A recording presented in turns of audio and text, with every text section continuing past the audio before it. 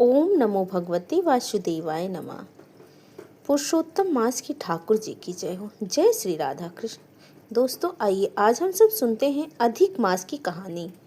विष्णु भगवान की जय हो। किसी गांव में एक सास बहू रहा करते थे। पुरुषोत्तम का महीना आया तो सास ने अपनी बहू से कहा कि बहू, कल से पुरुषोत्तम का महीना शुरू हो रहा है तो मैं रोज पुरुषोत्तम स्नान किया करूंगी। सास की बात सुनकर बहू ने पूछा, माँ जी, यह पुरुषोत्तम का महीना क्या होता है? मुझे भी इसके बारे में जानना है।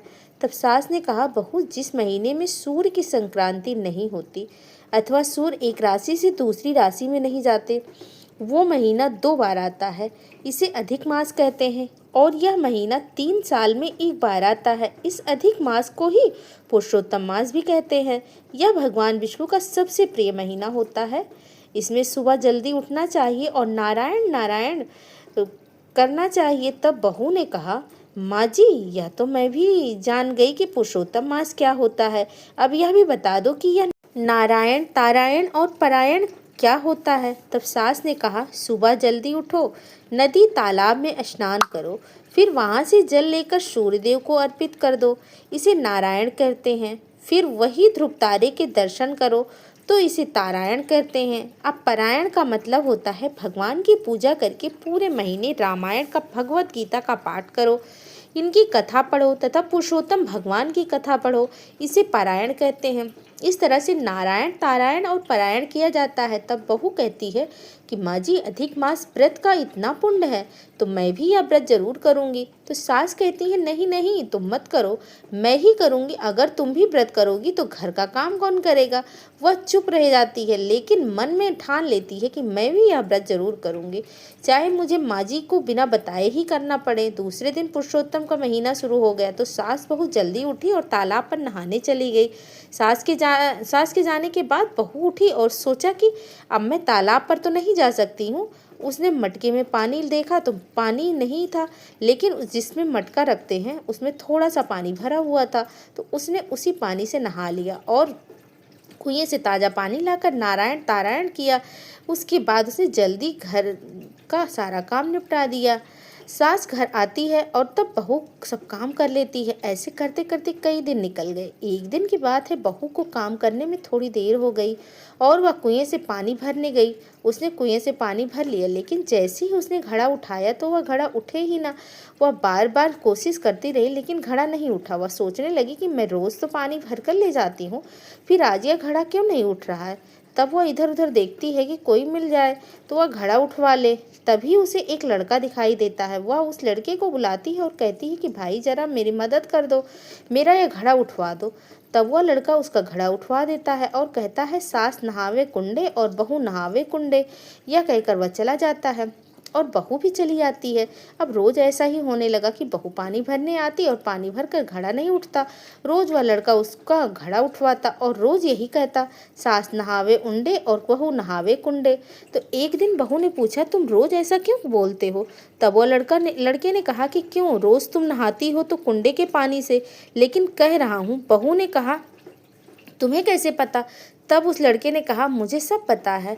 तब वह सोचने लगी कि मैंने ही कभी कह दिया होगा और इसने सुन लिया होगा। फिर बहू ने कहा, अच्छा यह बताओ तुम्हारा नाम क्या है? तब लड़के ने कहा, क्या करोगी मेरा नाम जानकर? मैंने तुम्हारी मदद करवा दी, वही बहुत है। इसी तरह दिन बीतने लगे।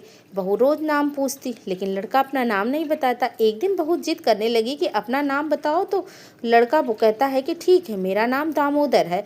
इधर पुरुषोत्तम का महीना शुरू हो गया था तो वह सास बहू से कहती है, बहू, अधिक मास का महीना होने वाला है, मुझे जोड़ा जमाना है, तुम 5 तरह के पकवान बना लेना। यह सुनकर बहू सोचने पड़ जाती है कि अब मैं जोड़ा कहाँ से जमाऊंगी, कहाँ से जोड़ा लाऊंगी। अगर घर में जोड़ा जमाऊंगी तो सास को, माँ को पता चल जाएगा और पता चल जाएगा तो वह भी गुस्सा करेगी। इसी तरह सोचते सोचते पूरी रात बीत गई और सुबह बहू स्नान पूजा पाठ करके कुएं पर पानी भरने जाती है। तभी दामोदर वहीं बैठा मिलता है। बहू को दुखी देखकर वह पूछता है कि क्या बात है, तुम उदास क्यों हो? तब बहू सारी बात दामोदर को बताती है कि पुरुषोत्तम मास खत्म होने वाला है और मुझे जोड़ा जमाना है, मैं कैसे जमाऊंगी और किसे जमाऊंगी? तब दामोदर कहता है तुम चिंता क्यों करती हो, मैं आ जाऊंगा। तब बहू कहती है कि मुझे जोड़े से जमाना है, तुम्हारी बहू कहाँ है। वह कहता है तुम चिंता मत करो, वह भी आ जाएगी, बस तुम जोड़ा 2 थाली लगा लेना, तुलसी वृंदावन में रख देना और घंटी बजा देना, हम आ जाएंगे। बहू को कुछ समझ में नहीं आता। वह कहती है तुम कैसे आ जाओगे, तुम्हें क्या पता मेरा घर कहाँ है। तब दामोदर ने कहा तुम चिंता मत करो, जैसा मैंने कहा है बस तुम वैसा ही करना, जाओ अब घर जाओ, चिंता मत करो। फिर बहू चली जाती है और जल्दी जल्दी सारा काम करती है, भोजन बनाती है। फिर सास से कहती है सासू माँ अपने जोड़े को बुलाओ, भोजन तैयार है। फिर सासू माँ ब्राह्मण ब्राह्मणी के जोड़े को बुलाती है और बैठाकर भोजन परोसती है। इधर बहू 2 थाली छिपा लगाकर पीछे के दरवाजे से तुलसी वृंदावन में रख देती है, घंटी बजा देती है। तब दामोदर अपनी पत्नी को लेकर बहू के घर आते हैं जीमने के लिए।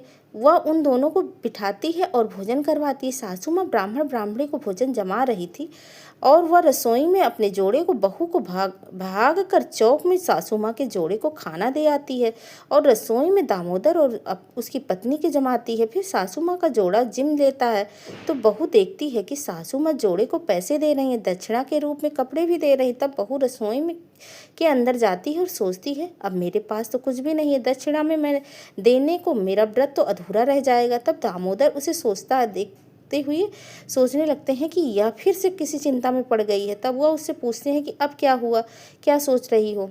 तब वह कहती है कि मैंने तुम्हें भोजन तो करा दिया, लेकिन तुम्हें दक्षिणा में देने के लिए मेरे पास कुछ भी नहीं है।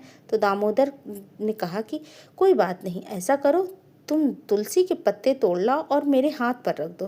तब वह जाती है, तुलसी के पत्ते 2 तोड़ कर लाती है और पत्ता दामोदर के हाथ पे रख देती है और पत्ता उसकी पत्नी के हाथ पे रख देती है। वह तुलसी का पत्ता रख कर जैसे ही पीछे होती है तो तुलसी का पत्ता सोने का सिक्का बन जाता है। बहू को यह देखकर बहुत आश्चर्य होता है। फिर वह दामोदर से पूछती है सच सच बताओ तुम कौन हो। तब दामोदर कहता है कि तुमने मुझे अभी तक नहीं पहचाना, मैं कृष्ण भगवान हूँ और यह मेरी पत्नी रुक्मणी है जिसके लिए तुम पुरुषोत्तम मास का व्रत करती हो। इतना कहकर भगवान बहू को अपना विराट रूप दिखाते हैं। भगवान का यह रूप बहू देखती रह जाती है और भगवान से माफ़ी मांगती है और कहती है भगवान मुझे माफ़ कर दो, मैं तो अज्ञानी हूँ, मैंने आपको नहीं पहचाना, रोज आपसे पानी का घड़वा उठवाती रही। वह बार बार अब माफ़ी मांगती रही। भगवान उसे आशीर्वाद देकर वहाँ से चले जाते हैं। उधर सास का जोड़ा भी चला जाता है। तब सास अंदर आती है और बहू से कहती है चल बहू अब हम भी भोजन कर लें। वह रसोई में आ जाती है तो देखती है कि जिस थाली में दामोदर और उसकी पत्नी ने खाना खाया था वह तो हीरे मोती से भरी हुई है और जिसमें पानी पिया था वह भी सोने का हो गया है। वहाँ भगवान के पदचिन्ह बने हुए थे। सास यह सब देखकर आश्चर्य में पड़ जाती है और बहू से पूछती है बहू यह सब क्या है। फिर बहू डरते डरते सास को सब बात बता देती है। तब सास ने कहा बहू तुझ पर तो पुरुषोत्तम भगवान की कृपा हो गई, भगवान ने तुझे साक्षात दर्शन दिए, जोड़े के रूप में भगवान ने खुद यहाँ आकर भोजन किया, तेरे भंडार भर दिए। इस तरह सास बहू का अधिक मास पूरा हुआ। भगवान की कृपा से उनके यहाँ अन्न धन के भंडार भर जाते हैं, उनकी सभी मनोकामनाएं पूर्ण हो जाती है। जय हो पुरुषोत्तम मास की, जय हो पुरुषोत्तम मास के ठाकुर जी की जय हो। जय श्री कृष्णा, राधे राधे, हर हर महादेव। ओम नमो भगवते वासुदेवाय नमः। जय श्रीमन नारायण। धन्यवाद।